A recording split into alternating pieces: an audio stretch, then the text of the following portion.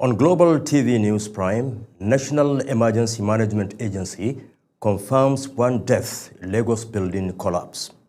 In business, Nigeria spends 4 trillion naira on fuel imports in the first half of 2025. On the foreign scene, Russia claims capture of another village in Ukraine. And in sports, Ajayi Okon impressed as Nigeria battles mixed results at Athletics World Championships in Tokyo, Japan. Hello and welcome to all our viewers in Nigeria and around the world to News Prime on Global Television, coming to you live from the nation's capital, Abuja. I am Shehu Said. And a quick reminder that Global Television is on DSTV channel 365 and StarTimes 276. Now the news. The National Emergency Management Agency, NEMA, has confirmed one death following the collapse of a 3-story building under construction at Alagomeji in the Yaba area of Lagos State. Officials said a male body was recovered from the rubble during ongoing search and rescue operations, while at least 4 persons were earlier rescued alive and remain in stable condition. The incident, which also saw the Lagos State Fire Service report 8 construction workers rescued, has reignited concerns about poor building standards and recurring collapses in the state. The federal government has disclosed plans to transform the nation's 417 grazing reserves into mini-towns with stable power supply, education and health care facilities, markets, road networks, security, irrigation facilities, veterinary services, feed production, among others. This was revealed by the Minister of Livestock Development, E.D. Maiha, at a memorandum of understanding signing with the Rural Electrification Agency to provide solar-powered grids to the reserves upon their rehabilitation and resettlement. Suspending Kogi Central Senator Natasha Akpoti-Uduaghan has threatened legal action against the clerk of the National Assembly, Kamaruddin Ogulano, if she is prevented from resuming plenary on Monday.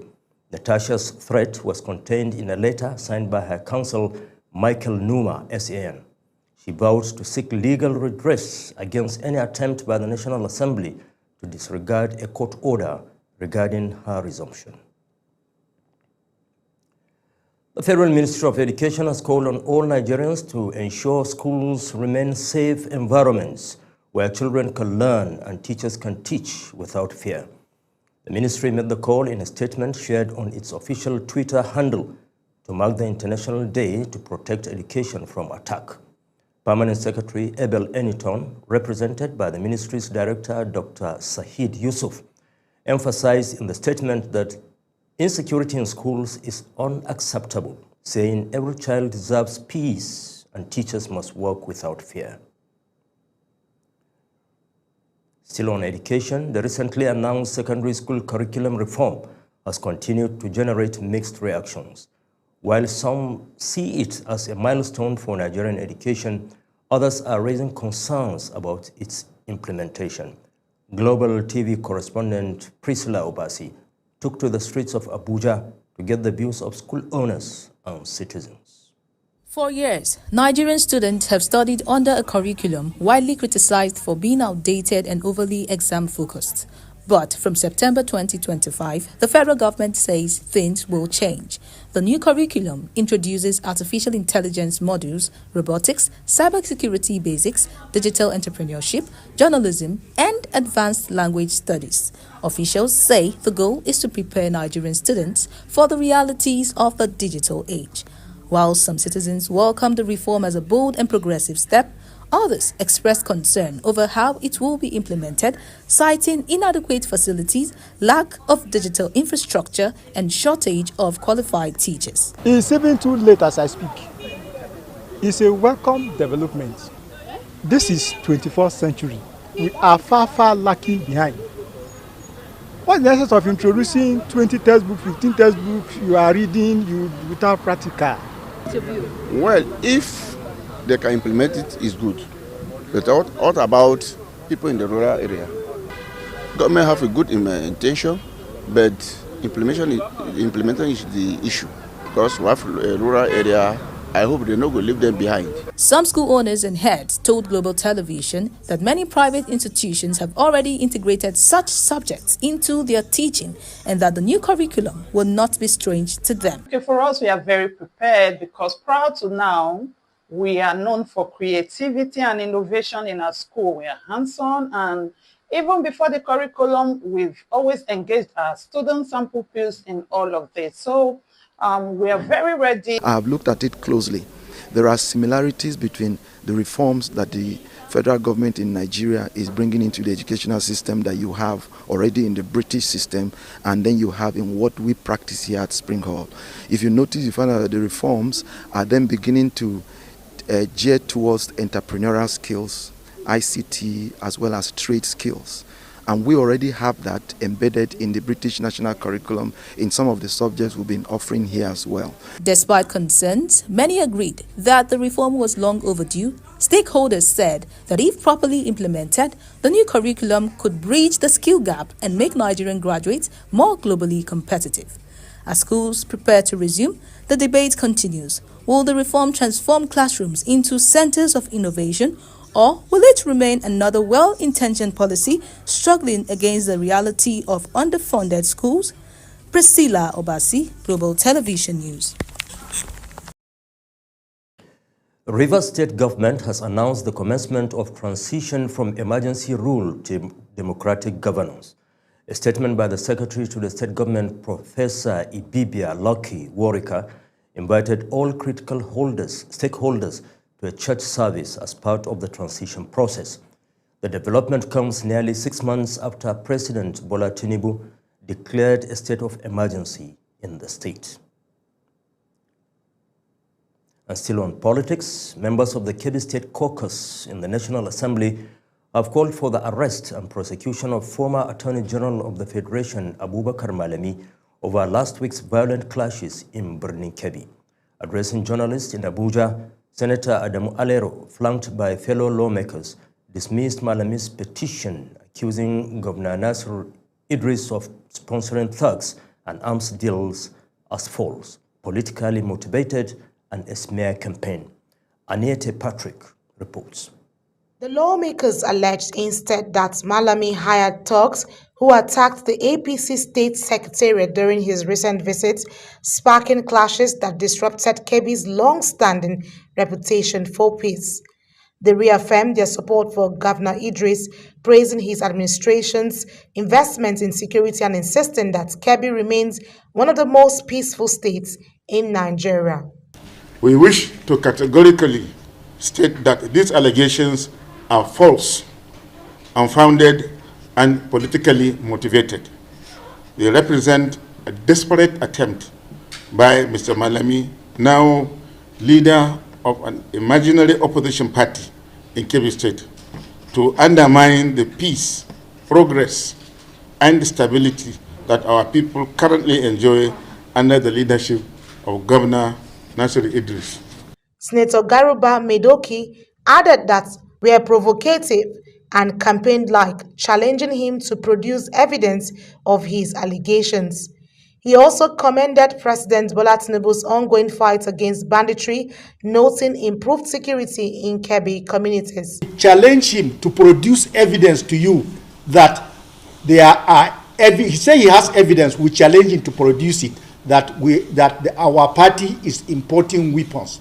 We are not a dangerous people. We do not support any dangerous activity towards Nigeria. We do not support terrorism in whatever form and manner, and we are against it. We are going to fight it. The president has done so well in the fight of banditry today. The caucus urged security agencies to invite Malami to substantiate his claims and warned against allowing partisan theatrics to undermine national peace efforts. Anieti Patrick, reporting for Global TV. The Chief of Naval Staff, Vice Admiral Emmanuel Ogala, has charged Nigerian Navy personnel to remain proactive, adaptable, and forward-thinking in addressing insecurity.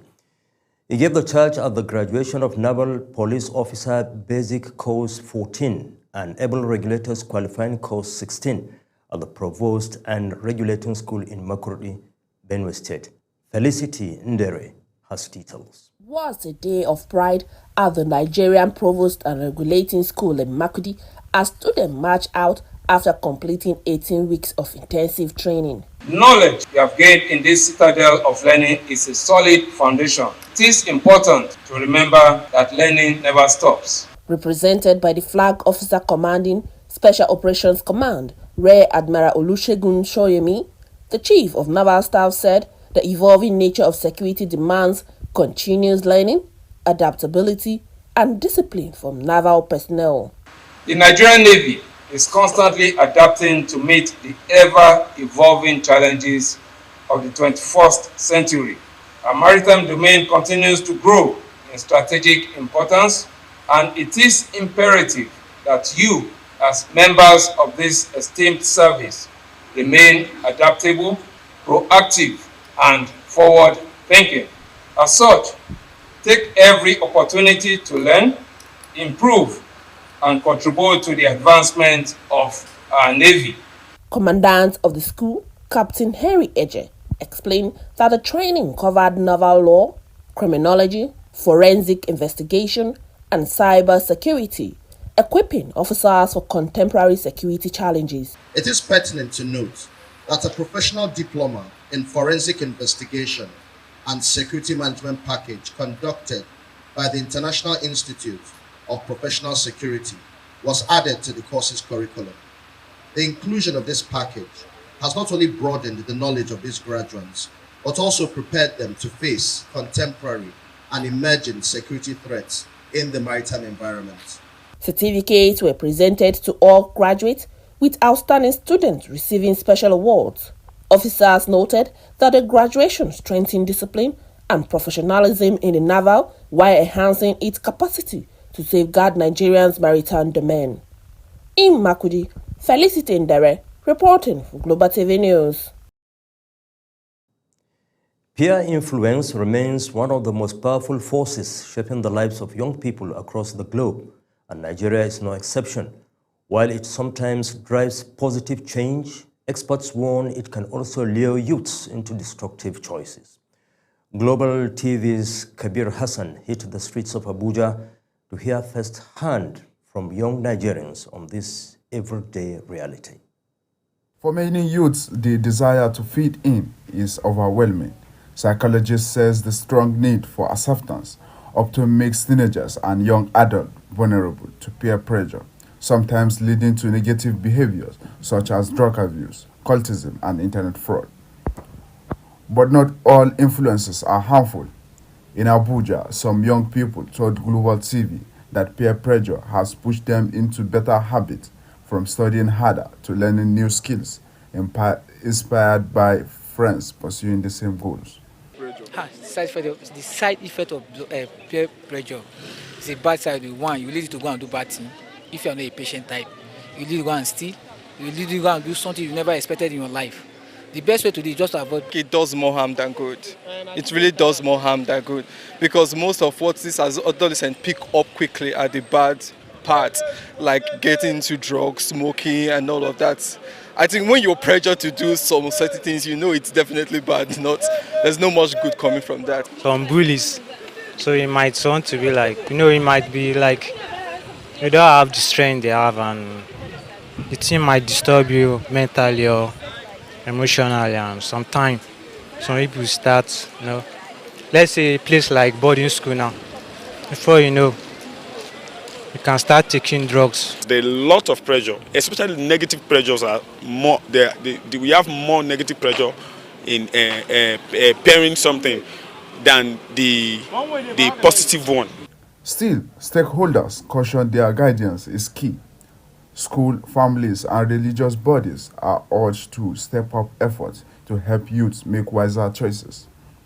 They stress that while peer pressure can be a source of motivation, without proper direction, it risks undermining the future of Nigeria's next generation.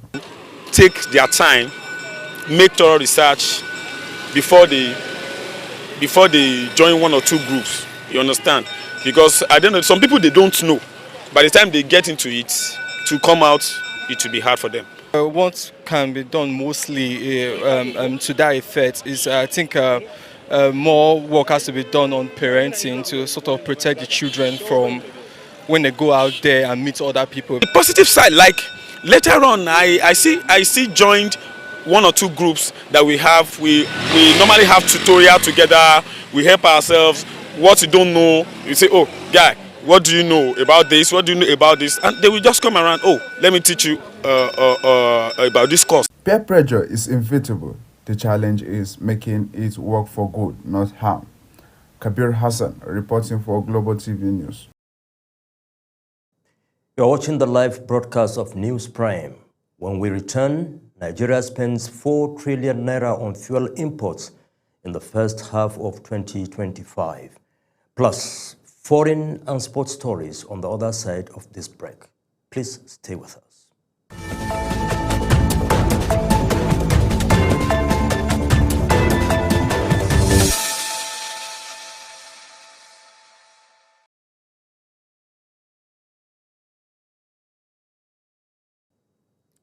Welcome back.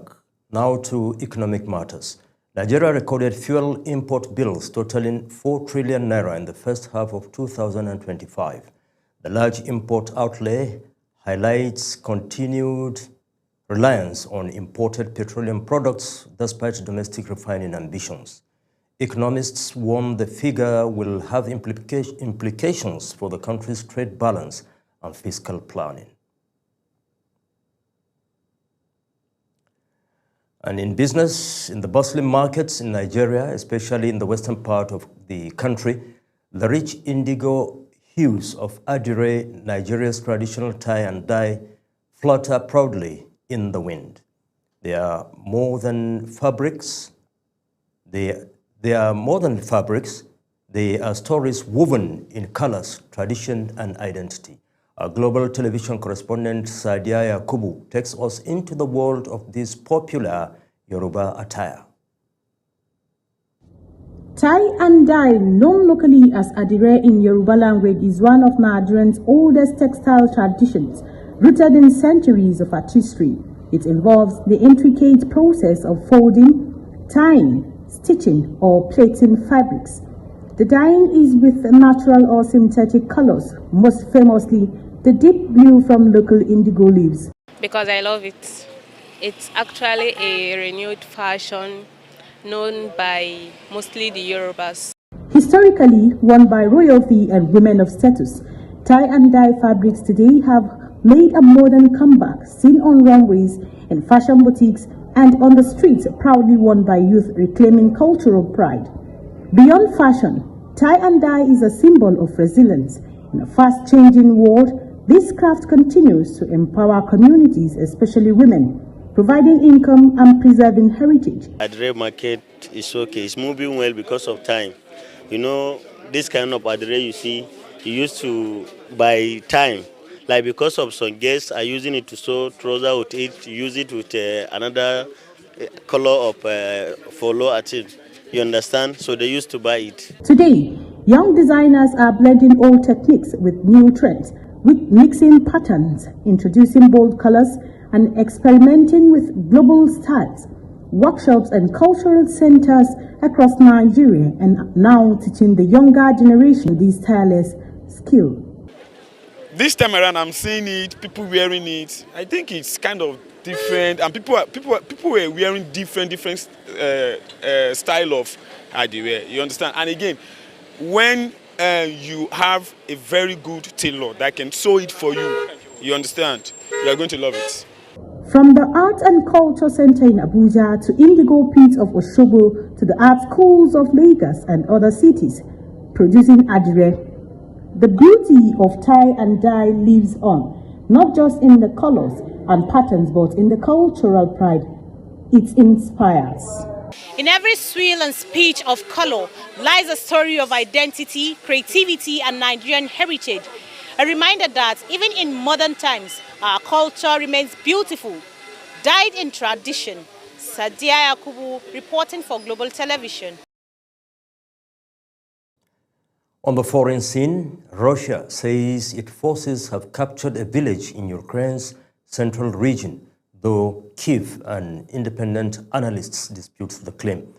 Moscow's defense ministry stated that the area close to the Donetsk front line had been seized as part of its ongoing offensives that have seen Russian troops gain ground and control about a fifth of Ukrainian territory. The development comes as Ukrainian President Volodymyr Zelensky insists President Vladimir Putin aims to occupy the entire country, while peace talks remain stalled and fresh shelling in Donetsk killed 3 civilians. Meanwhile, Nigeria has joined 141 other countries to endorse New York Declaration on two-state solution between Israel and Palestine at the United Nations headquarters in New York. Applause rang out in the United Nations General Assembly Hall as countries endorsed the declaration on the peaceful settlement of the question of Palestine and implementation of the two-state solution with Israel. Talking sports, Team Nigeria is experiencing mixed fortunes at the World Athletics Championships in Tokyo, Japan, with Ajayi Kanisola and Sunday Israel Okon delivering standout performances in the men's 100 meters. Ajayi clocked a personal best of 9.88 seconds to qualify from Heat 1, while 21-year-old Okon stunned the field in Heat 6 with 10.04 seconds, defeating Olympic champion Marcel Jacobs and Britain's Zanel Hughes. However, Nigeria's only female entrant, Rosemary Chukwuma, failed to progress after finishing 5th in her 100 meters heat in 11.27 seconds as Jamaica's Tia Clayton stormed to victory. And football, Arsenal have recorded a comfortable 3-0 victory over Nottingham Forest in an English Premier League fixture. The win highlighted Arsenal's attacking fluidity and defensive control across the match. The result gives the team momentum as the league campaign continues. In the meantime, Barcelona's coach Hans Flick has criticized Spain over its handling of Yamal's injury during international duty. Flick said the situation raised concerns about player welfare and the need for clearer medical protocols. The exchange underscores rising tensions between the club and the national team over player care. And this is where we end Global TV News Prime tonight with a look at some of our top stories. The National Emergency Management Agency, NEMA, has confirmed 1 death following the collapse of a 3-story building under construction at Alagomeji in the Yaba area of Lagos State. In business, Nigeria recorded fuel import bills totaling 4 trillion naira in the first half of 2025. And on the foreign scene, Russia says its forces have captured a village in Ukraine's central region, though Kyiv and independent analysts dispute the claim. And finally, in sports, Team Nigeria is experiencing mixed fortunes at the World Athletics Championships in Tokyo, Japan, with Ajayi Kanisola and Sunday Israel Okon delivering standout performances in the men's 100 meters. And that's it on Global TV News Prime. A quick reminder that Global TV is on DSTV channel 365 and StarTimes channel 276. Kindly follow us across all social media platforms now showing on your screen using @GlobalTVNG. I am Shehu Said saying have a good night rest and thanks for being with us.